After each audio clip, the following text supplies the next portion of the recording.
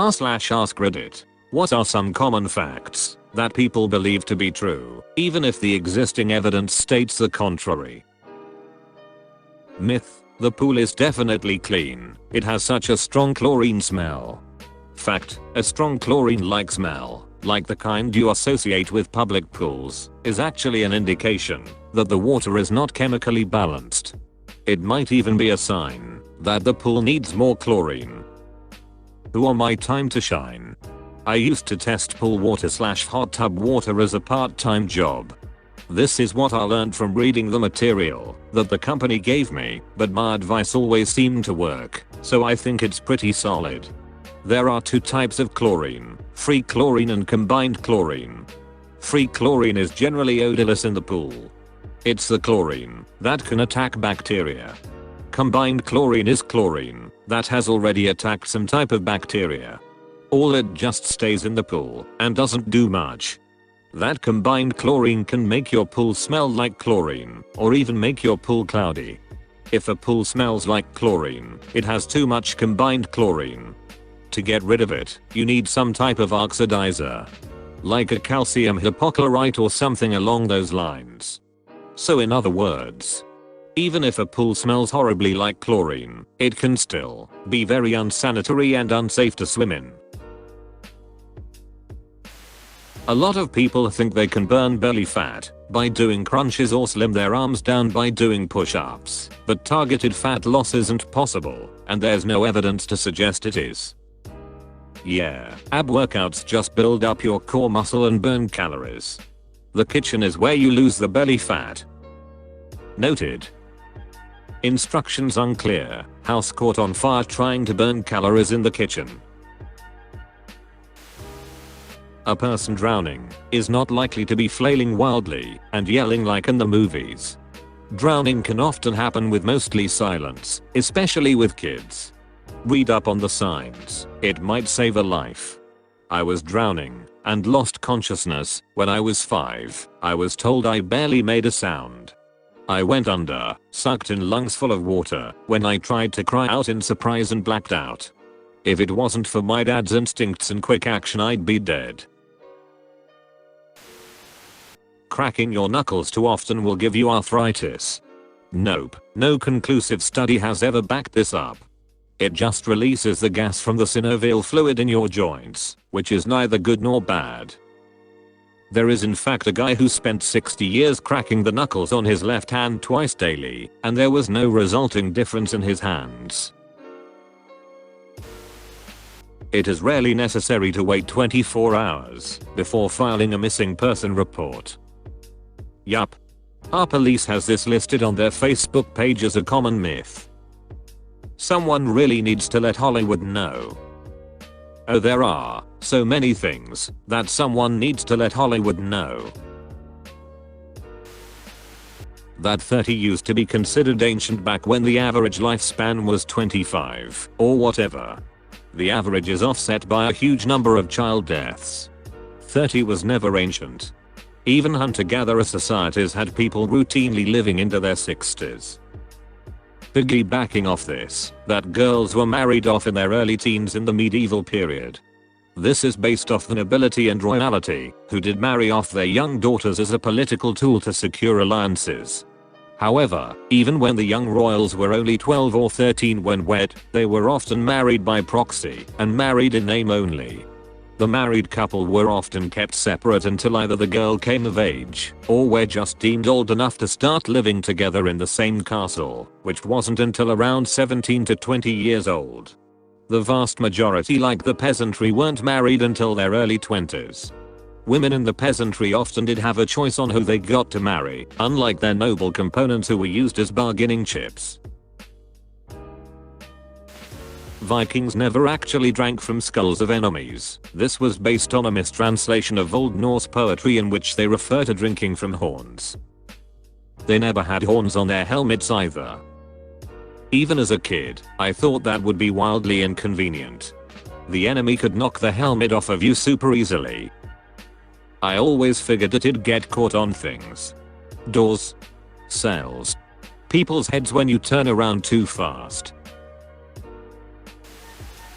that if you touch a baby animal, like a bird or rabbit, its mother will neglect it, and it will die. That is a myth. It was just a way for parents to get their kids to leave baby animals alone. Yeah, a few weeks ago, a baby bird fell out of its nest in our backyard. It survived and my dad was going to put it out of its misery until I told him that this myth wasn't true. We put it in a cardboard box on the table closest to its tree with some food and water and just left it alone. Its parents found it the next day and were bringing it food, and within a couple of days, it was gone. Lightning never strikes twice in the same place. In fact it does, and frequently. You don't want to be there when it happens. The most people only use 10% of their brain's capacity thing. Utterly ridiculous. The brain is a giant, metabolically expensive, staggeringly complex structure. Why on earth would our bodies grow something like that and then not use it? You're almost certainly right. But it just makes me think of my friend that bought a £2,500 MacBook and only uses it for Word and web browsing. That shampoo has to make bubbles to be effective. Bubbles are artificially added just to let you know that you are doing a good job at cleaning your hair, and because you wouldn't buy a shampoo that doesn't foam now, would you? Also, it doesn't have to taste that bad, not that I tried. Flavors and vomitives are added to prevent accidental poisoning. Same with toothpaste, it foams in order to give you that clean feeling. Pro tip, brush your teeth dry and fill your teeth with your tongue until they feel very smooth, and then brush with toothpaste. This ensures you get all the bacteria off, and then go in with the fluoride/sensitivity/freshness toothpaste. Your heart stops when you sneeze.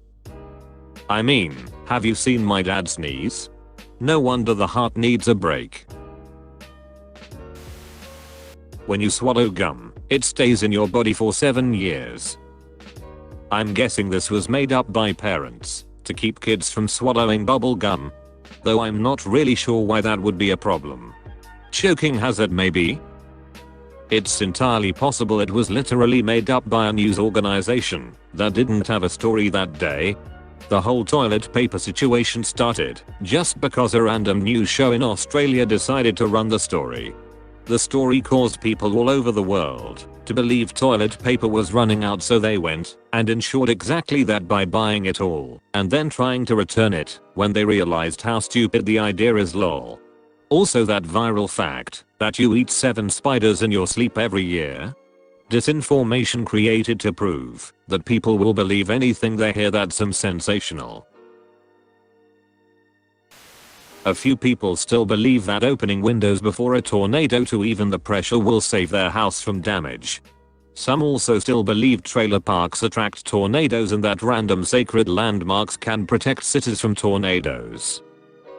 The first part of that does have some merit though.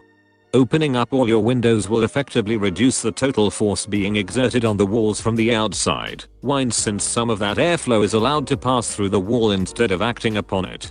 However, considering how strong the winds are in a tornado and how small most windows are, the effect may as well be irrelevant.